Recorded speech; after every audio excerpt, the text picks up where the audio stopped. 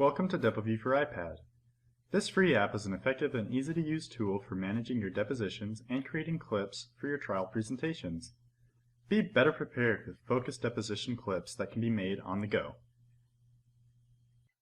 In this tutorial, we show you how to export a clip creation script or a video clip from DepoView for iPad to an email address. A clip creation script or CCS file sent from DepoView for iPad includes the video clip, the corresponding piece of transcript, along with other information about the clip. Users can take the CCS file from the email and import it into Trial Director for review and presentation. Emailing a video clip simply sends an MP4 file.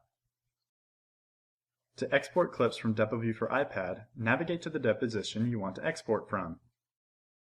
Under the video portion of the screen, you will see a list of clips you have created from the transcript. To export these clips as a group, tap the Export button from the full transcript view and press Email as CCS file. The clips are attached to an email ready to be sent.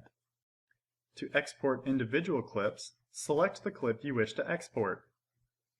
After you select the clip, press the Export button in the upper right portion of the screen, and press either Email CCS file or Email video clip.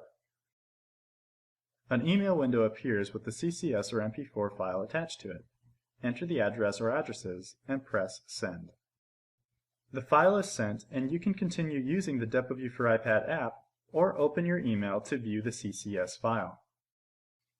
The recipients of the email can save the CCS file to their computer and load the file into Trial Director for review and presentation. To use the CCS file in Trial Director, you need the original synchronized deposition loaded into the Transcript Manager. From the Clips menu, select Execute Clip Creation Script.